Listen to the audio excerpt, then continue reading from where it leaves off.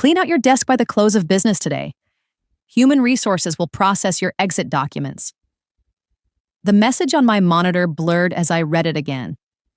After 5 years of loyal service to Peak Valley Shipping, all I received was an impersonal email. 3 days. That's all I had taken to lay my mother to rest. 3 days of approved bereavement leave. We need employees who make their work a priority, the email continued, as if attending my mother's funeral was some optional event I'd chosen instead of completing quarterly reports. I leaned back in my chair, the leather creaking in the quiet of the early morning.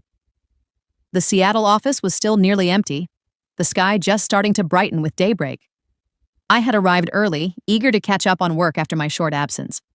My name is Morgan Reynolds, and until roughly 2 minutes ago, I was the district team leader of the highest performing division at Peak Valley Shipping. At 34, I had built not just a career, but a team that felt like family. We shared birthdays, supported each other through hard times, and encouraged each other to grow professionally. I glanced around my workspace, the small succulent my team had given me last Christmas, the framed photo of all of us at the company retreat, the handwritten notes from team members I'd mentored. 5 years of my life condensed into a few personal items that would fit in a cardboard box. The termination notice attached to the email was signed by Greg Turner, my immediate supervisor who had personally approved my bereavement leave just last week. Failure to maintain adequate presence during essential operational periods, it stated. My mother's death apparently coincided with one of these undefined essential periods. I didn't cry. I didn't pound my desk or march into Greg's office demanding an explanation. Instead, I took out my phone and photographed the email, then forwarded it to my personal account. Then I turned off my computer, stood up, and began methodically packing my belongings. By the time other employees started arriving, my desk was half cleared. Samantha from accounting was the first to notice.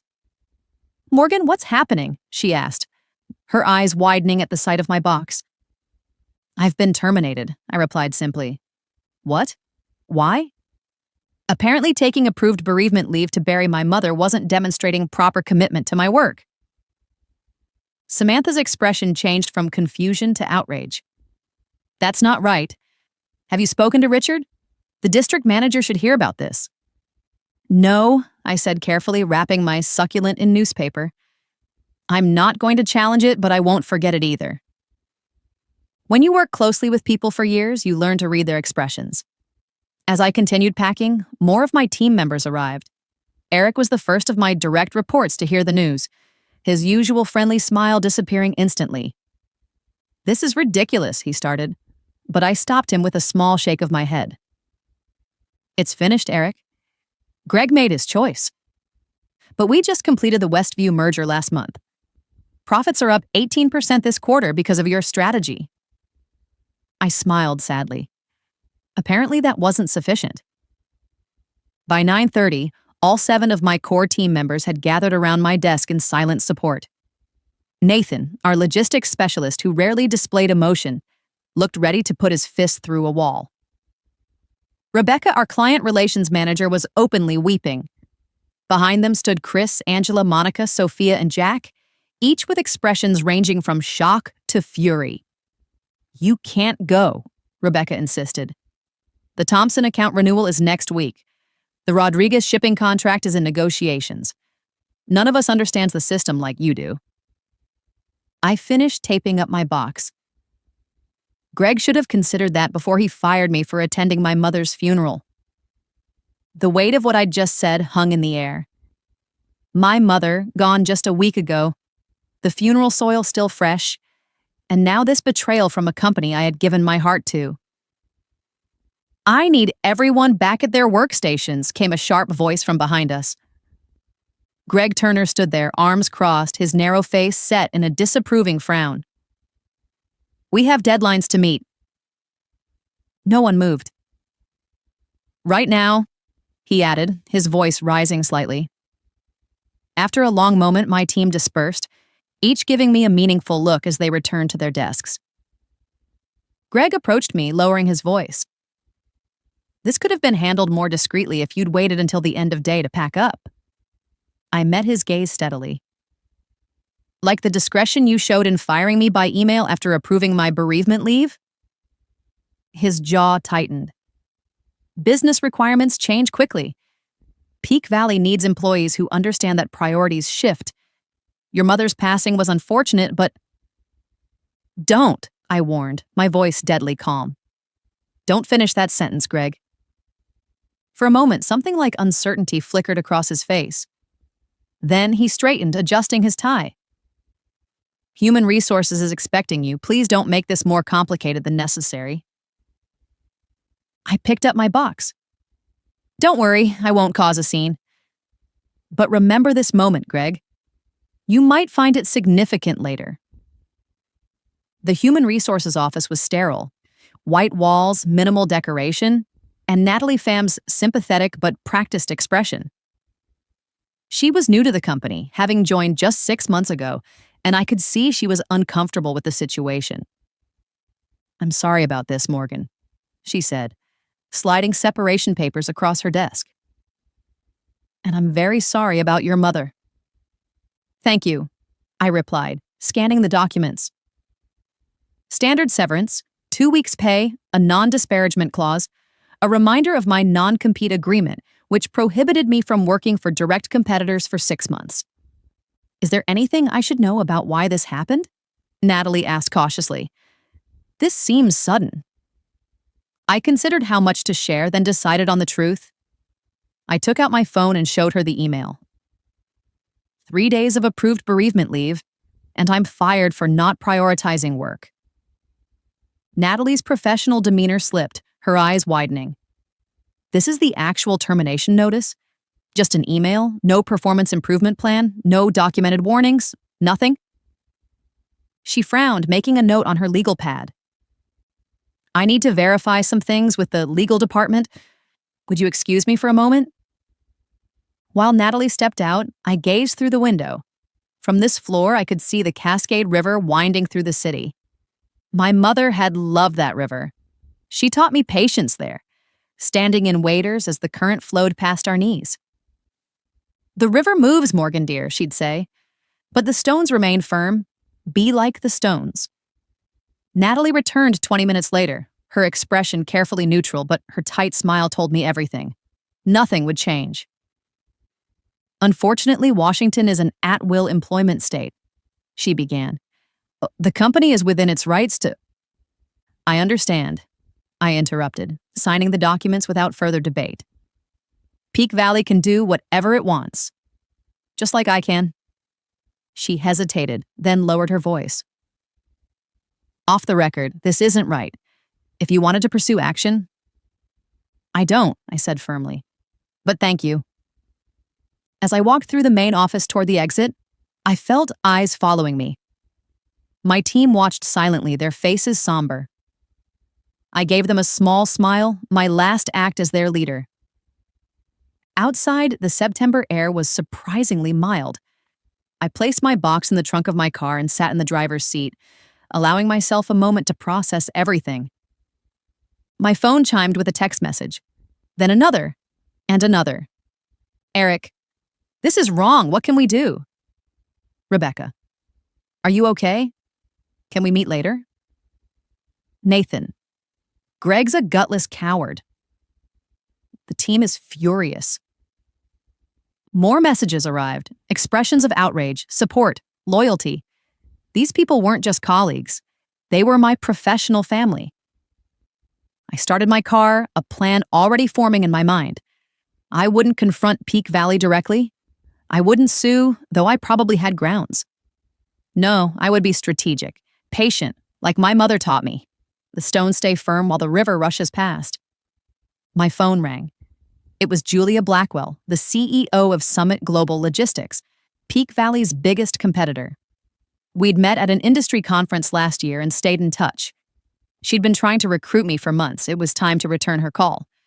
The Summit Global Logistics office was everything Peak Valley wasn't. Open concept, collaborative workspaces, and large windows framing the Seattle skyline. Julia Blackwell, a tall woman with silver hair and perceptive eyes, welcomed me with a warm handshake. I've been hoping you'd call, she said, guiding me to a conference room. though I admit I didn't expect it would be under these circumstances. News traveled fast in our industry. Julia already knew about my termination, though not the details. I filled her in as we sat down, showing her Greg's email. "That's not just poor management," Julia said, frowning. "That's inhumane. Bereavement leave exists for a reason." "Peak Valley has always valued profits over people," I replied. "I just never thought I'd be on the receiving end." Julia leaned forward. "I'll be direct, Morgan. I want you on my team. Summit is expanding our Pacific Northwest operations, and we need someone with your expertise. The division director position is yours if you want it." My heart skipped. Division director, a significant promotion from my role at Peak Valley.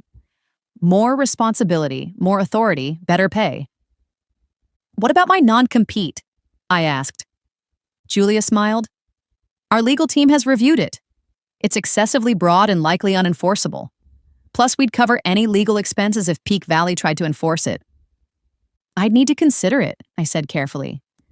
"Of course," Julia replied. "Take the weekend. We can discuss specifics on Monday." That evening, I met Rebecca and Eric at Shoreline Brewing, a small pub away from downtown where we wouldn't likely encounter other Peak Valley employees. They arrived together, their expressions a mix of anger and concern. "How are you holding up?" Rebecca asked, sliding into the booth. "I'm okay," I assured them. "It's been a difficult couple of weeks, but I'll be fine." Eric snorted. "Greg's an idiot. The office is already in chaos. Nobody knows where the Martinez proposal files are stored, and the system access you had hasn't been transferred to anyone else." "That sounds like a Greg problem," I replied, taking a sip of my water. Rebecca leaned forward. "It's more than that. Everyone's talking, not just our team. People are furious about how you were treated." "I hadn't expected that." "Really?" "You were respected, Morgan," Eric said. "Not just by us. The way Greg handled this, people are worried now. If they do this to you, their star team lead, what would they do to anyone else?" Rebecca nodded. "Richard has been asking questions. The district manager looks concerned." "Good," I said simply. As we talked, more texts arrived from other team members, similar stories of disorganization, frustration, and anger at management. Peak Valley was feeling my absence already. "What will you do now?" Eric asked. I hesitated. "I've had an offer from Summit." Their eyes widened. "But your non-compete? Those aren't always enforceable," Rebecca said quickly. She worked with contracts daily and knew the legalities. "Especially if they fired you without cause?" "That's what Summit's legal team said, but it's still a risk." Eric's phone buzzed. He checked it and frowned. "Greg's calling an emergency meeting tomorrow morning, Saturday. He's never done that before." "The Thompson account review is due Monday," Rebecca explained to me. "Nobody can find your analysis files." I smiled slightly. Those files were properly stored on the company server, but my particular organizational system wasn't immediately obvious to others. I hadn't anticipated this would become an issue, but I couldn't deny feeling a flicker of satisfaction. "I should get going," I said, gathering my purse. "Early appointment tomorrow." As I stood to leave, Eric caught my eye. "Morgan, if you did go to Summit, hypothetically speaking, would they be hiring?" I paused, studying their faces. "Hypothetically?" "Yes, they're expanding rapidly." The look that passed between Eric and Rebecca told me everything. Saturday morning, I met with Marcus Diaz, an employment lawyer recommended by a friend. His office was small but elegant, with diplomas from prestigious universities adorning the walls. I explained my situation, showing him the email and termination notice. "This is textbook wrongful termination," Marcus said, removing his glasses. "Firing someone for taking approved bereavement leave could be argued as both a breach of contract and a violation of good faith." "I'm not interested in suing," I clarified. "I just want to understand my options regarding my non-compete agreement." Marcus reviewed the document carefully. This is overly restrictive. 6 months prohibition on working for competitors within a 300-mile radius? That's essentially telling you to leave the industry or relocate. Is it enforceable? I asked. In Washington, it's questionable, especially given the circumstances of your termination. Courts typically won't enforce non-competes when the employer acts in bad faith. He leaned back in his chair. What's your plan, Morgan? Summit Global Logistics has offered me a position. Better title, better pay. Marcus nodded. Peak Valley would have to prove that you're causing them actual harm by working there.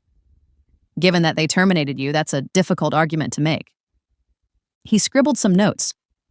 I'd say proceed with caution, but don't let this non-compete prevent you from earning a living. Over the weekend, my phone continued buzzing with messages from my former team. The emergency Saturday meeting had apparently been tense. Greg was pressuring everyone to take on additional responsibilities to cover my absence with no extra compensation. The Thompson account files had been located, but nobody fully understood my analysis methodology. By Sunday evening, I had made my decision. Monday morning, I called Julia Blackwell. I accept your offer, I told her, but I have one condition. Name it, Julia replied. I want to build my own team. If my former colleagues from Peak Valley apply to Summit, I want them to receive fair consideration. Absolutely, Julia agreed. If they're half as talented as you, we'd be lucky to have them. That afternoon, I signed my contract with Summit, Division Director of Pacific Northwest Operations. The salary was 40% higher than what I'd been making at Peak Valley, with better benefits and a sign-on bonus. As I left Summit's offices, I checked my phone to find 7 new messages, one from each core member of my former team. They all wanted to meet for coffee, privately. Tuesday morning, I sat at a quiet corner table in a small coffee shop downtown, waiting. Eric arrived first, then Rebecca. One by one, Nathan, Angela, Monica, Sophia, and Jack joined us until we filled 2 tables pulled together. Peak Valley is imploding, Nathan said without preamble. Greg's micromanaging everyone. Richard is breathing down his neck and clients are asking questions. The Thompson account is threatening to pull out, Rebecca added. They wanted to know why you weren't handling their renewal. I sipped my coffee, listening as each shared similar stories of chaos and frustration. We heard you've accepted a position at Summit, Eric finally said. The others grew quiet, watching me intently. News travels fast, I observed. We want to come with you, Rebecca stated firmly. The others nodded in agreement. I studied their faces. You all have good positions at Peak Valley. Secure jobs. Are you sure you want to risk that? What security? Angela asked bitterly. If they'd fire you for attending your mother's funeral, none of us are safe. Summit is hiring, I said carefully. I can't promise anything, but I can refer you. Each of you would need to apply formally. We already have, Sophia revealed, pulling out printed copies of confirmation emails. All 7 of us. Yesterday. I couldn't hide my surprise. You applied before talking to me? We trust you, Morgan, Jack said simply. Where you go, we go. I felt a surge of emotion, gratitude mixed with vindication. Let me make some calls. The following Monday, my phone rang at 7:30 a.m. The caller ID displayed Richard Bennett, Peak Valley's district manager. Morgan, Richard's voice had a forced calmness. We need to talk. Good morning, Richard, I replied, keeping my tone neutral. What can I do for you? I've just received 7 resignation letters, all from your former team, all effective immediately. There was a pause. Care to explain? I took a slow breath. I'm not sure what explanation you're looking for. I don't work for Peak Valley anymore.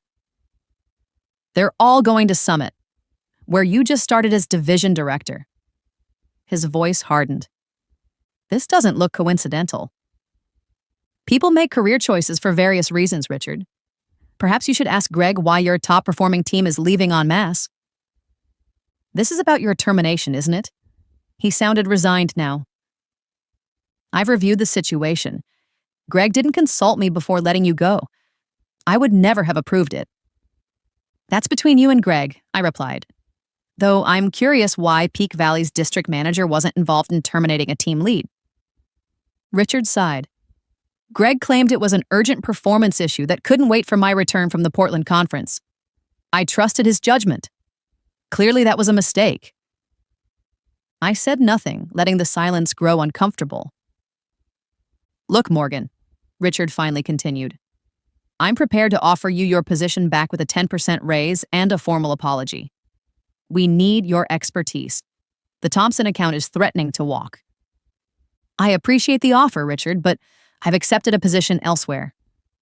We'll match whatever they're paying, plus 15%. It's not about the money. Then what would it take? There was desperation in his voice now. 7 key employees walking out simultaneously is devastating. The operational knowledge alone. It would take time travel, I interrupted. Going back to when my mother died, and Peak Valley showing basic human decency instead of punishing me for grieving. The line went quiet. I need to go, Richard. I start my new position today, and I don't want to be late. Your non-compete, he began. Feel free to have your legal team contact mine, I replied evenly. Though they might want to review the circumstances of my termination first. After hanging up, I drove to Summit's offices, arriving early to prepare for the day. Julia met me in the lobby, beaming. We're considering all 7 of your former colleagues, she said.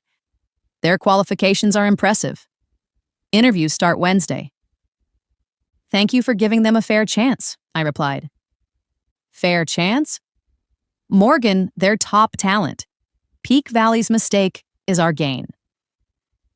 2 days later, I received another call, this time from Natalie Pham in Human Resources at Peak Valley. I shouldn't be telling you this, she said quietly, but Greg Turner has been placed on administrative leave pending review. Richard is launching an investigation into management practices, particularly around bereavement and time-off policies. That's good to hear, I said genuinely. The board of directors is involved now, Natalie continued. Losing an entire specialized team to a competitor has triggered alarm bells. They're reviewing all terminations from the past year. By Friday, all 7 of my former team members had received and accepted offers from Summit. We met for dinner to celebrate, raising glasses in a toast. To new beginnings, Rebecca said. And to Morgan, Eric added, who taught us what real leadership looks like. The following week, I received a formal letter from Peak Valley acknowledging my wrongful termination and offering a settlement to avoid litigation. I accepted it, not for the money, but for the official admission that they had been wrong. That same day, the Thompson account signed with Summit, bringing their business to us after learning that their preferred team now worked under my direction. The river had moved, but we had remained firm, like stones, just as my mother had taught me. 3 months later, I stood at the front of Summit's largest conference room, presenting our quarterly results to the executive team. The numbers spoke for themselves: 30% growth in our division, 4 major client acquisitions, 3 of them former Peak Valley accounts, and operational efficiency improvements that had reduced costs by 22%. Exceptional work, Morgan, Julia said when I finished. You and your team have exceeded every projection. I smiled. My team deserves the credit. They've been remarkable.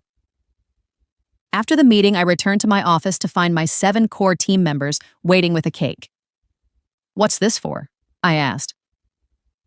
It's been exactly 3 months since we all jumped ship together, Eric explained. We're celebrating our Independence Day. I laughed. You're all ridiculous. But happy, Rebecca added. Seriously, Morgan, everyone's thriving here. It was true. Each team member had grown professionally in their new roles at Summit. They had more autonomy, better resources, and were finally receiving recognition for their contributions. Most importantly, they were valued as people, not just productivity machines. My phone buzzed with a news alert. Peak Valley Shipping announces restructuring amid client exodus. I showed it to the group. I heard they lost the Rodriguez contract last week, Nathan said, cutting cake slices. That's 20% of their Pacific Northwest revenue. Greg's gone, Angela added. Cleared out his office Friday. Richard is trying to save what's left. But I felt no pleasure in Peak Valley's struggles, only a sense of justice. The company wasn't failing because we had left. It was failing because its leadership had created a culture where employees were disposable, where attending a mother's funeral was considered a lack of commitment. I raised my water glass. May they learn that a company is only as strong as how they treat their people. And to Morgan, Sophia added, who showed us we deserved better. 6 months after joining Summit, I received an unexpected lunch invitation from Richard Bennett.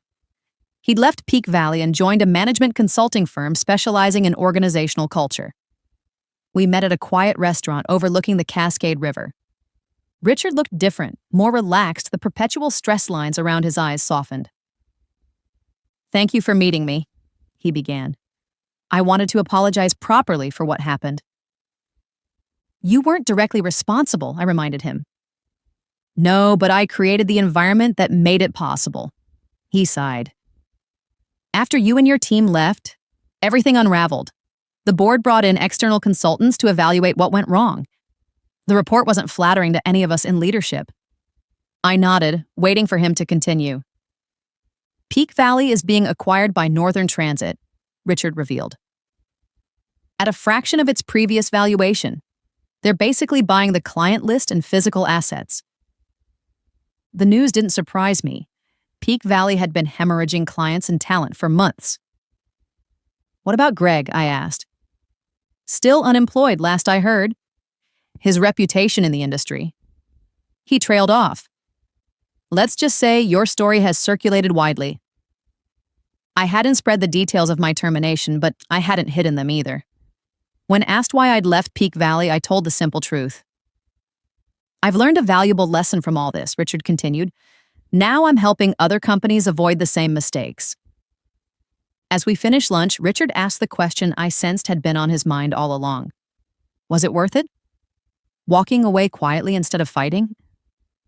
I thought about my team at Summit, thriving, motivated, and treated with respect. I thought about the clients who had followed us, who now received better service. I thought about my mother, who had taught me that sometimes the strongest response isn't the loudest. Yes, I replied simply. The results speak for themselves. 1 year after that fateful email that had changed the course of my career, Summit named me Executive Vice President of Operations for the entire Northwest region. My division had become the company's crown jewel, efficient, innovative, and boasting the highest employee satisfaction scores in the organization. Each of my 7 team members had been promoted as well. Eric now led his own division. Rebecca had transformed our client relations approach and earned recognition throughout the industry. The others had similarly distinguished themselves, their talents finally receiving the appreciation they deserved. On the anniversary of my termination from Peak Valley, I received a small package in the mail. Inside was my old succulent plant, now slightly larger but still thriving, with a note from Natalie Pham. Rescued this from your desk. Thought you might want it back now. Peak Valley closes for good next week. I placed the succulent on my windowsill where it would get plenty of sunlight. Like me, it had survived being discarded and found a better place to grow. That evening, I drove to the Cascade River and stood on the bank where my mother and I used to fish. The water flowed steadily around the stones, just as it always had. I thought about how a single moment, a cold email terminating my employment, had ultimately led to greater success and happiness. Not just for me, but for everyone who had followed me. You were right, Mom, I whispered to the river. Sometimes you need to stay firm and let the current do its work. As I looked back on my journey from terminated team lead to executive vice president, I realized my revenge hadn't been in destroying Peak Valley. My revenge had been in building something better. A workplace where bereavement leave wasn't viewed as a lack of commitment, where people were valued beyond their productivity metrics, where leadership meant empowering others rather than controlling them. The greatest revenge wasn't in tearing down what had hurt me, but in creating something that made the old system obsolete. My mother would have been proud of that. Looking toward the future, I felt nothing but gratitude for the path that had brought me here. even the painful parts. Sometimes the worst moments lead to the best outcomes. If you remain as steady as the stones while the river of change rushes past.